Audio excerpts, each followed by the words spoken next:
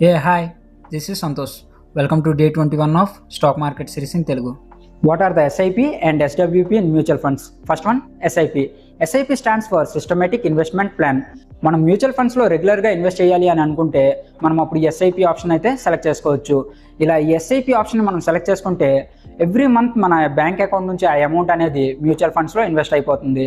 So ఇలా SIP ద్వారా మనం మ్యూచువల్ ఫండ్స్లో ఇన్వెస్ట్ చేస్తే మనలో ఒక డిసిప్లిన్ అనేది క్రియేట్ అవుతుంది.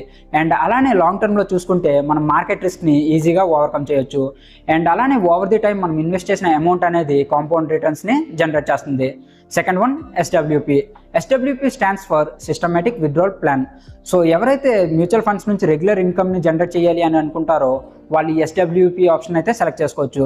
ఫర్ ఎగ్జాంపుల్ మనం మ్యూచువల్ ఫండ్స్లో ఒక 20 lakhs or 30 lakhsని ఇన్వెస్ట్ చేసి ఎవ్రీ మంత్ 20,000 or 30,000 మన బ్యాంక్ అకౌంట్లోకి క్రెడిట్ అవ్వాలి అని అనుకుంటే మనం అప్పుడు ఈ ఎస్డబ్ల్యూపి ఆప్షన్ అయితే సెలెక్ట్ చేసుకోవచ్చు. సో ఇలా సెలెక్ట్ చేసుకోవడం ద్వారా ఎవ్రీ మంత్ ఆ అమౌంట్ అనేది మన బ్యాంక్ అకౌంట్లోకి క్రెడిట్ అయిపోతుంది. సో ఎవరైతే రిటైర్మెంట్ ప్లాన్ చేసుకుంటారో లేదా మ్యూచువల్ ఫండ్స్ నుంచి ప్యాసివ్ ఇన్కమ్ని జనరేట్ చేయాలి అనుకుంటారో వాళ్ళు ఈ ఎస్డబ్ల్యూపి ఆప్షన్ అయితే సెలెక్ట్ చేసుకోవచ్చు.